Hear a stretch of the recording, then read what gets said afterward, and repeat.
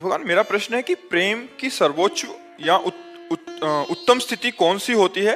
भगवान सहज ही किस प्रकार के भक्त पर कृपा कर दर्शन देते हैं? पहला जो प्रश्न है कि सर्वोत्तम प्रेम की स्थिति जब मैं का पूर्ण विस्मरण हो जाता है तब प्रेम की सर्वोच्च स्थिति होती है, और जब तू का पूर्ण विस्मरण हो जाता है, मैं की स्मृति में खो जाता है, तो ज्ञान की सर्वोच्च स्थिति होती है। मैं के सिवा कुछ नहीं, ब्रह्म नहीं, माया नहीं, नहीं जीव नहीं काल, अपनी हूँ सुधि ना रही, एक रहो नंदलाल। ये प्रेम की स्थिति। कान भय प्राण में, प्राण भय कान में, ही में न जान परे, कान है कि प्राण है। ये प्रेम की स्थिति। मन कृष्णाकार, बुद्धि कृष्णाकार, चित्त कृष्णाकार, अहम कृष्ण दासत्व में लीन, मैं का पूर्ण विस्मरण, मैं कौन हूं, क्या हूं, कैसा हूं, इसका विस्मरण। केवल अपने प्रियतम, प्रिय, प्रियतर, प्रीतम, सबसे प्यारे आत्मस्वरूप भगवान में स्वयं की स्मृति का लीन हो जाना, तन्मया, भगवान में तन्मय हो जाना। रात दिन उनके स्मरण में व्यतीत हो रहा है। ना मैं की स्मृति है, ना भोगों की स्मृति है, न संसार की स्मृति है। समस्त चाहें जिसकी मिट गई हैं। न पारमेष्ठम, न महेंद्रधिष्णम, न सार्वभौमम, न रसाधिपत्यम, न योग सिद्धिर, न पुनर्भवम।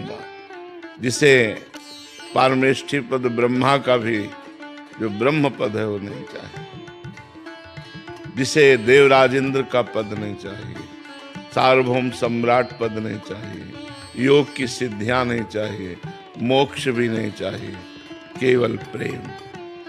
अनिर्वचनीयम प्रेम स्वरूपम, प्रतिक्षण वर्धमानम प्रेम स्वरूपम, कामना रहितम प्रेम स्वरूपम, अनुभव स्वरूपम प्रेम स्वरूपम, सूक्ष्मतरम प्रेम स्वरूपम। पी मूर्ति नयनन बसे, तेहि रस रहाय समाए, ये लक्षण सुनि प्रेम के, और न कछु सुहाय, और न कछु सुहाय। फिरे अपने रस मातो, कुटुम देह ते जाए, छूट सब ही विधि नातो। जहां जहां पिय की बात सुने, खोजत तिन गैनन, हित ध्रुव छिन छिन ले, प्रेम जल भरी भरी नैनन। अपने प्यारे की स्मृति में लीन, ना काहू सो बोलिबो, ना कोई व्यवहार, अपनी कुंवरी किशोरी को जियत निहार निहार। बस अपने परम प्रीतम प्रभु में संपूर्ण अंतःकरण का लय हो जाना, किंचन मात्र कोई कामना न रह जाना। निरंतर भगवद स्मृति एकतार, अखंड अव्यावृत भजनात् तैल धारावत। वैसे तो प्रेम अनिर्वचनीय है, पर ये बाहरी लक्षण प्रेम के कहे जाते हैं। और भगवान सबसे ज्यादा कृपा उस पर करते हैं जो अहंकार रहित होता है। किसी भी तरह के असाधन का तो स्पर्श भी नहीं है, पर साधन का भी अहंकार नहीं है। यही दरबार दीन को आदर, रीत सदा चली आई। प्रेम जब हृदय में बढ़ता है तो अहंकार गलित हो जाता है। ज्ञान जब हृदय में बढ़ता है तो शुद्ध अहंकार स्फुरित होने लगता है। ये अशुद्ध अहंकार है देहाभिमान, लेकिन मैं ब्रह्म, ये शुद्ध अहंकार, ब्रह्मविद ब्रह्मई भवति, वो शुद्ध अहम में स्थित हो जाता है। महाराज जी, ये आप पूछ रहे हैं कि वो स्थिति, दो स्थितियों में कौन सी स्थिति अच्छी है? कि बस प्रभु से मिलने की मतलब इच्छा तो है, बट स्थिति के चक्कर में ना पड़े, भजन के चक्कर में पड़े। हमें एक भी सेकेंड भगवान का विस्मरण नहीं करना। बस चाहे जिस मार्ग के पथिक हो, चाहे आप अष्टांग योग में चल रहे हैं तो अपनी चित्तवृत्ति का निरोध करके परमात्मा में स्थित कीजिए। ज्ञान मार्ग में चल रहे हैं तो अपनी समस्त चित्त वृत्तियों को शांत कर दीजिए, कोई सत असत चिंतन ही ना रह जाए, तो आपका जो स्वरूप हो प्रकाशित हो जाए।